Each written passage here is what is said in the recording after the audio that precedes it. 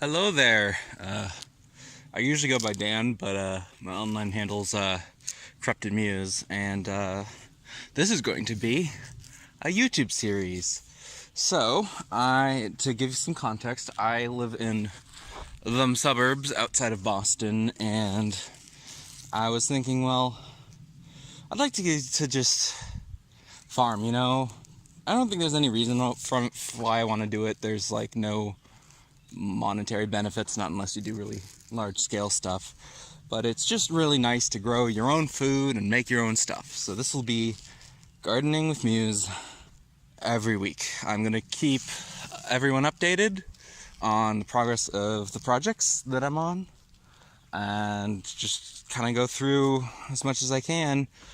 A lot of these will be recorded in advance, so I'll probably be like posting the video from 2 weeks ago, you know, so that way I just have somewhat of a backlog. I do have a full-time job as a software person, so I can only work on this on the weekends. That's mostly what I've been doing.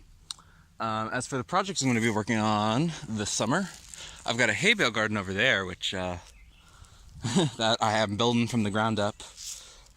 Here we have a wild blueberry patch. You can see the flowers are out right now. There's a bunch. I saw a bunch of bees in there, just kind of pollinating that. Over here we've got some wild black raspberries. Yes, they are a thing. That grow around New England, and they love this area. We've got a non-natural blueberry bush here that we planted, but it never does anything. And then over there we've got a pear tree. All of these have been proven successful food in the past. Looks like I just noticed this. Looks like the lawnmowers have been dumping on our blueberry patch. What assholes! Yeah, we'll probably have to clear that out. Geez, that was a whole area of blueberries, and now they're gone. Damn it. So yeah, those are my four main projects: hay bale garden, blueberries, black raspberries, and pear tree. There might be stuff later, like I know we have some herbs on the deck. That's about it. I'm gonna cut to the first bit of me constructing the hay bale garden. So it is the 11th of May, and pretty much the first day where we're actually going to start working on this project. So here I've got some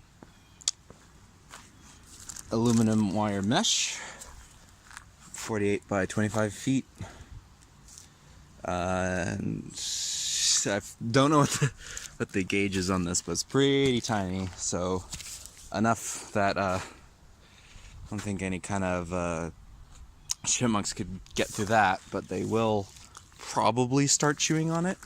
So we are I think it'll last long enough, at least, especially if it's on the ground, because the information I found on how chipmunks are able to get through netting mostly was for like windows and stuff. I'll probably be eating my words later.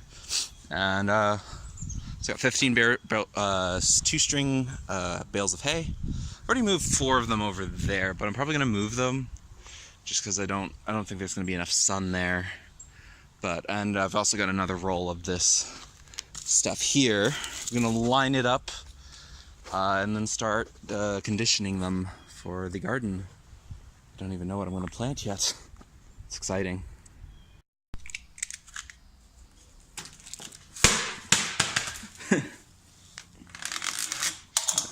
Cut open. I think the previous roll that I had was returned, and it's a problem I've had with buying stuff from Lowe's in the past. Because I'm pretty sure it didn't have this inner plastic roll. Oh, it's just a plastic bit. Well, hopefully that didn't just fall out of my garage. Okay. So we're getting around to the place where I'm planning on putting the garden. So already you might see this. This is kind of my mock-up. Just gonna see how it looks. There, the 4 hay bales that I've already gotten over. See, the problem is we got a canopy here, and that's gonna get rather thick. Now the sun won't go over it because that way is approximately south. So the sun's gonna be probably arcing like this. And I do want to get away from the tree line as much as possible, but I just don't think that's gonna be enough.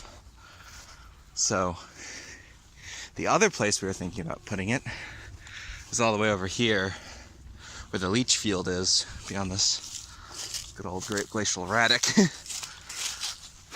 So this, kind of like across here. Definitely the length is a little concerned with this whole mess. I wish I could, should probably mow that or something. But barring that, this is about the same distance away from the canopy, I think. I'm not sure it'll give much of an advantage. If I move over here, though, that's a little further away, I think. That pine tree's gonna be annoying, though. Yeah, I might get out some clippers and try to trim this stuff down. This stuff is very thick. We've been keeping this kind of like a natural wild field thing. So I got that. I'm gonna try playing around with the geometry a bit to see if I can find the most optimal configuration here.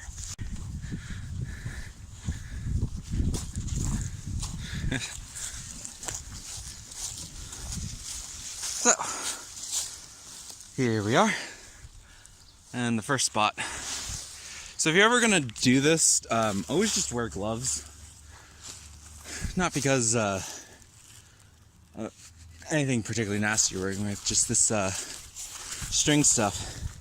If you hold it like this, it's gonna tear through your arm, well, your hand, really. I mean, not really. It's just string, but like it's gonna hurt after a while. So just something to have on hand, or literally on hand, ahead of time. All right, let's start placing these. All right, so I got 6 of these out so far. Just kind of planning out where I want everything to be. And something I needed to address, but really hadn't done any forethought on, is the boundary between the 2 sheets. I'm trying to think of the best way of linking these. So the lazy way, which is the way I might end up doing, is taking them and rotating them so they can lie on both sheets at once and kind of form a seam, and I'll have a bit of overlap. Because I mean, the whole point of this is to get the chipmunks not digging through. Although the plan for the so the plan for the trellis, or at least the netting that would go over the top to keep pretty much everything else out, what I was planning to do for the boundary at least is having at least thin strips of wood, and then using basically a staple gun to get both the sheeting on the bottom and the netting around the sides connected. I feel like that's a worthwhile investment. So I'm wondering if I could maybe do the same here, or if I was, I don't know, feeling very lucky about it, use duct tape. I'd rather think about this. Maybe get some of the more hay bales out here. I don't think I'm gonna go over 12. We asked for 12, we got 15, so we'll just have 2 hay bales lying around, a little extra, but you know, that's that. So here we are in the garage. And here's basically what I have to think about this whole joining business. This would probably be best. I think I was planning to use this for the outside border. But you know, if I want to make this correct, we also got that pile of wood scraps around there. Ooh!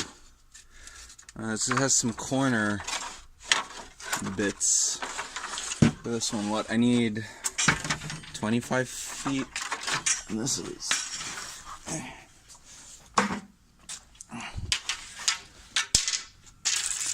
maybe about 5 foot, a yard, about a yard, so I'd need a lot, a lot of those. How many do I actually have? What's left?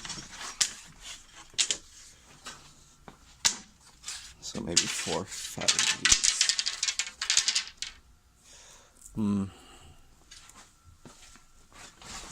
Well, to be fair, I'm going to need a lot of them for the bordering anyway.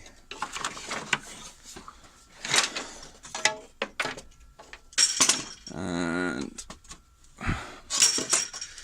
that's what we got. I'm going to do some more searching. Alright, so I ended up moving the garden a little further down here because I noticed we got a lot more afternoon light from this position. It's still about the same distance away from that. I'll have to make the hose go a little longer. But right now we're just filling in the posts. We got the frame kind of organized up there, and just been digging holes. And I'll check in later. Alright, so the light's fading fast. We managed to start to build up something of the frame. You see we still got about half of it to go. So aside from those corner bits, the ones that go down at an angle, those are temporary, but the rest is permanent. Aside from maybe this thing, because what I'm planning to do is have a more load-bearing structure up above, because I'm going to have a cross beam here to support the plants. Because as we learned from last time, if this does well, it'll pull down pretty much anything. So I want to be well prepared for that. But I think that's it for May 11th. Tomorrow I'm gonna see if I can get it to the point where I can start curing the hay bales. We still haven't gotten a screen to go around the top of the frame. So that'll be another to-do thing, but we don't even need that until the plants really start growing and things will want to start eating it. Alright, signing off. Today is May 13th. I missed yesterday to work on this because it was literally 4 degrees Celsius in May and also raining. So there's no way I could have gotten out here to work on anything.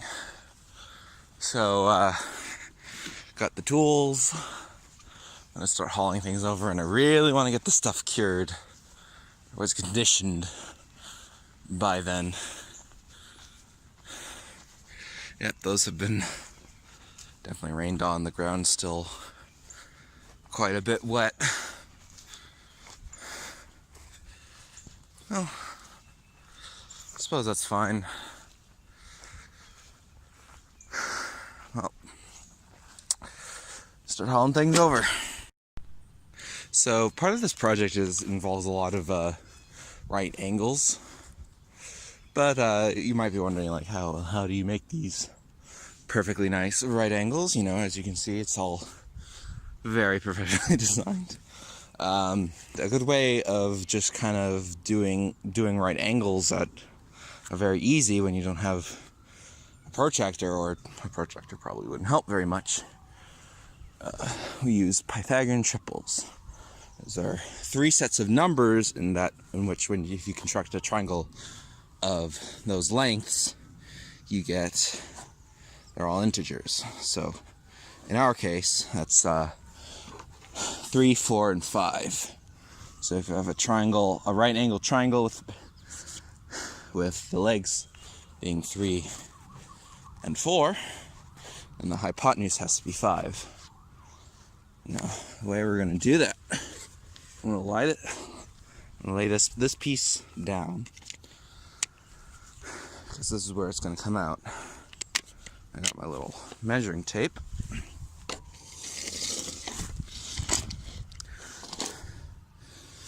So that's 4 feet. So I'm just going to give that a good old mark. A terrible, terrible mark, but a mark nonetheless. And then for this random piece of wood that I'm going to be using to measure, I also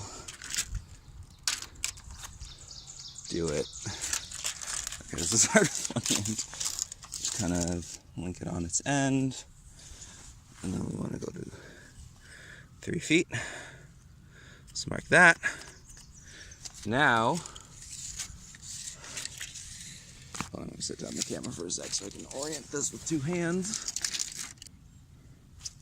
Is we put the tape measure there and the mark here.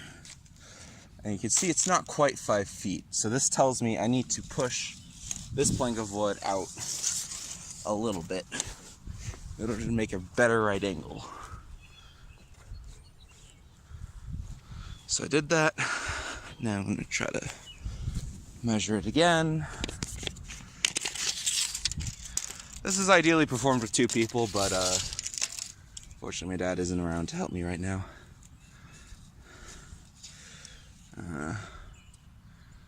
Yeah, still needs well, I suppose that's fine because the intersection I didn't really take into account, so like with many projects, it's close enough. So like if I just imagine if I push the mark out to compensate for that, I think that would be fine. Okay, so now what we do is now that I got this plank of wood kind of pushed out like this, that'll be kind of where, like right here, is where I'm going to be putting the next post. Let me put these tools back, and we'll get on to the hole digging part.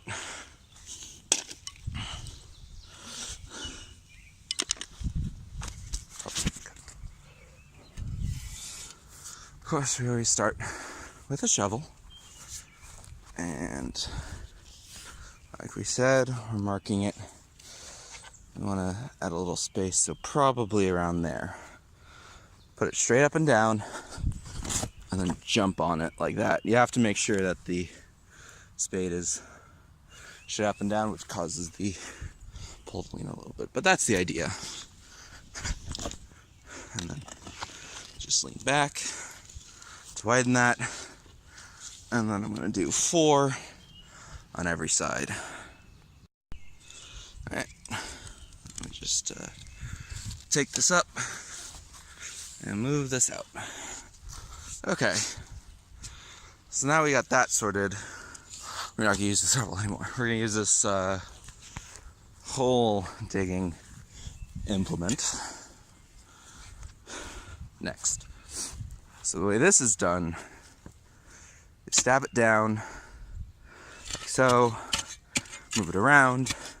This is ideally done with 2 hands because I'm going to have to kind of try to find a solution. So after you do that up-down motion, you just need to widen it, ideally using 2 hands instead of a hand and a foot because you're holding the camera, and then you pick up a bunch of dirt, and you're able to put it in your pile. Keep it in a pile because you're going to be filling in the hole later once you got the post in, so it's easier if you keep it all in one place. Alright, I'm going to dig this hole down.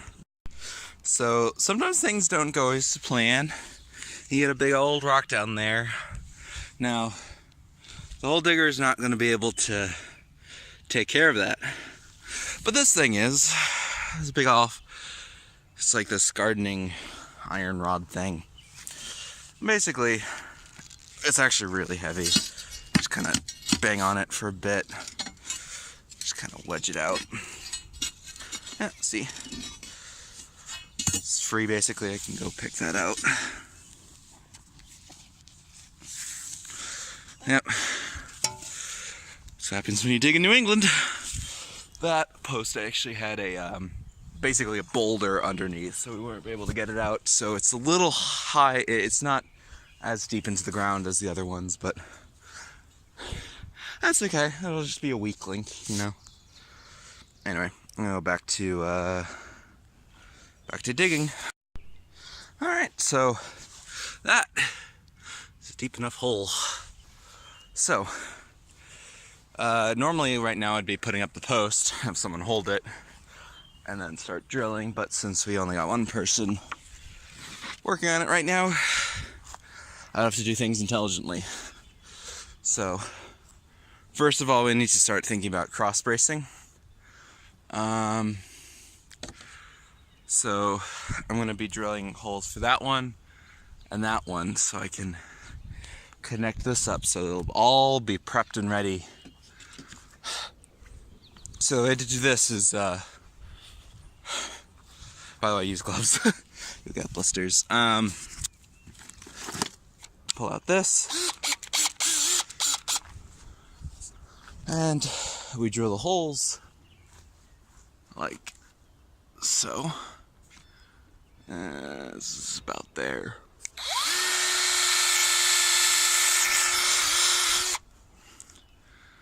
It's hard to hold a camera while doing that, but that's the idea.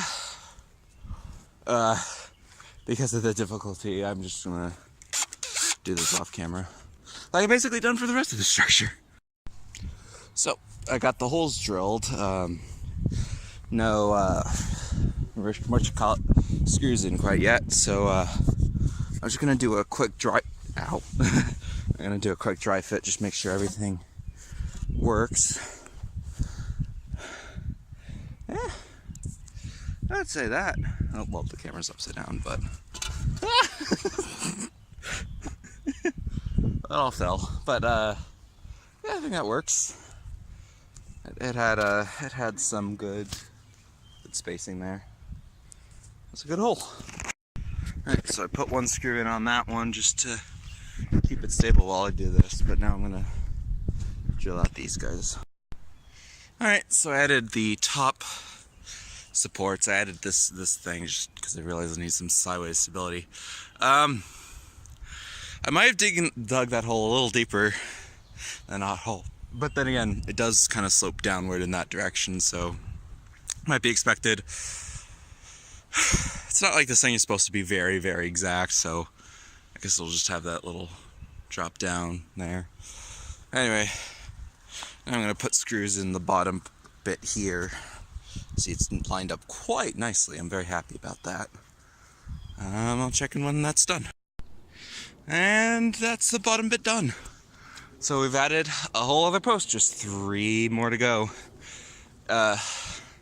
So yeah, the rest of it is probably going to just be that same procedure. Instead of the 3-4-5 rule on that, we could probably just measure out like the same distance that these go across.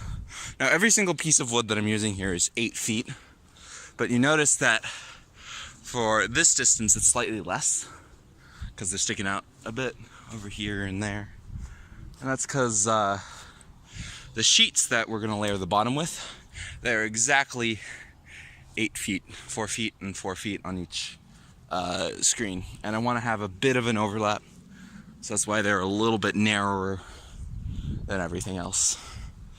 But anyway, yeah, I could use that to basically just bridge across to here and then connect. Alright, yeah, probably not going to film just because it slows me down, and I just want to get this done before it starts raining later today, which will be good because then I'll help condition the hay bales. Anyway, signing off. Alright, so it's been a few hours later. Rain still hasn't come, and I'm getting very hungry, but I gotta finish this before the rain comes. Blech, verbs. Yeah, so got all the new posts in, filled in the holes, and now it's time to get the screens on. I brought a staple gun, and I think, at least for the overlap where I'm going to put the hay bales, I'm just going to let the hay bales sort of take care of the seam in between. I know it's not perfect, but I don't really have anything better. Over here, I can kind of leave it undone, but I'm planning on getting basically just sort of like rings in the ground, or sort of loops that I stick in, and from that, that should keep them stable over here, where there won't be as much hay bales. There's also been a hawk flying around, which is, see if I didn't manage to capture it on camera. It was pretty low. That's a good sign. Less chipmunks. Yeah, another change that we did from previous years is moving it out here where there is a lot of space. So if the chipmunks want to get at our vegetables, they're going to have to run through some unsavory territory and maybe get eaten by hawks. Anyway, that's the plan. start stapling it up now. Alright. So, rain was actually postponed. I say postponed, I checked the weather and it's actually going to come out a little later, so I'm no longer short on time. I started stapling it up, then I ran out of staples, so I went to refill it. I got some shallower ones because I think the ones I was using was a little too thick. Another thing that I noticed is that I had ripped this part of the sheet, so I got a piece of scrap wood just to kind of patch it up. I might need to patch that bit too, but that'll work fine. And I guess I'll go back to stapling now that I have some staple gun, always great, always fun.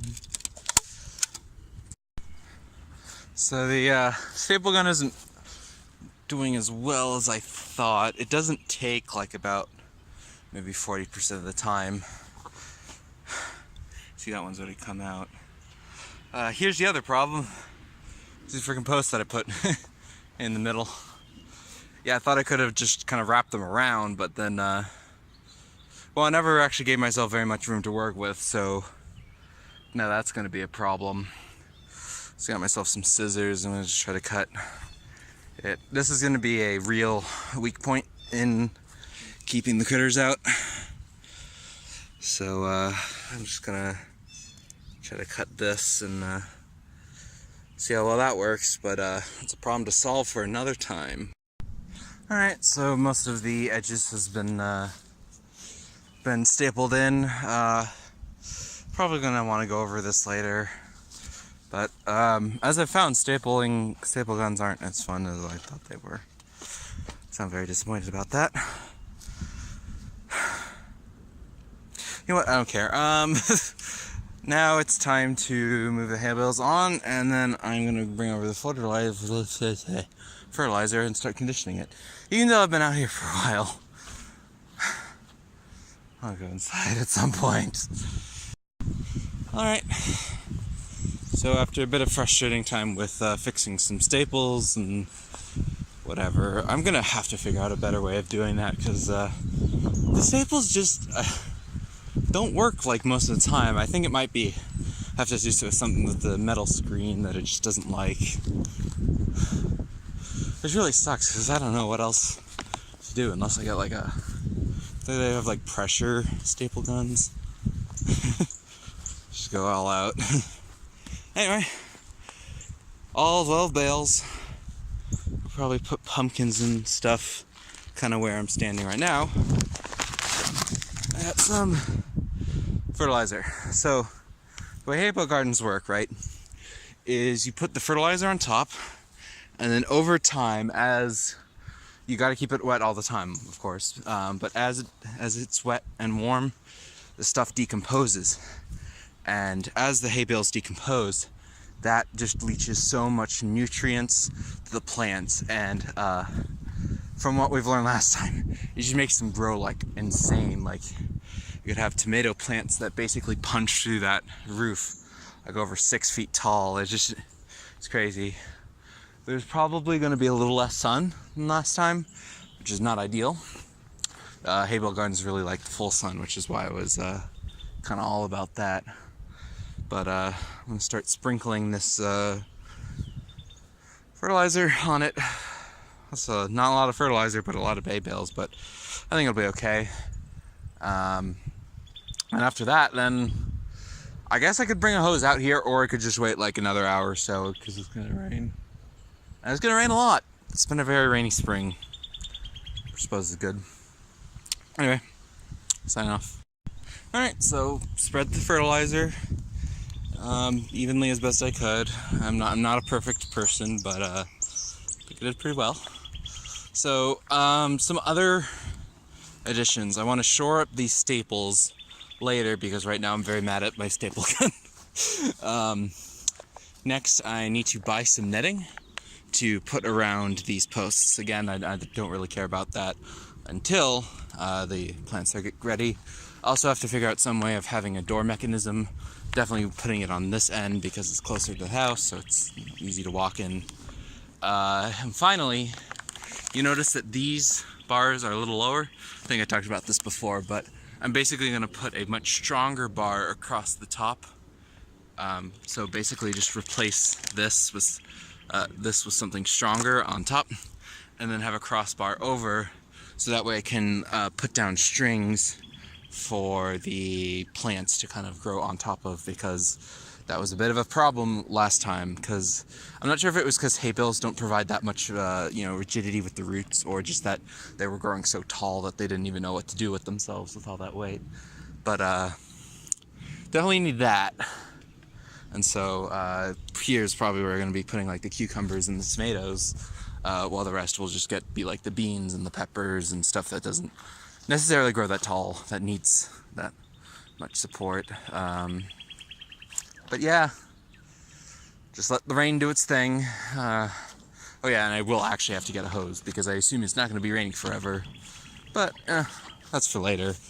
I'm going to go inside, get some lunch, and I'll probably be checking in a few days later because there's not much else I need to do for now. But I'll be buying seedlings and all that other stuff. But we'll see. The future is a mysterious place. Signing off.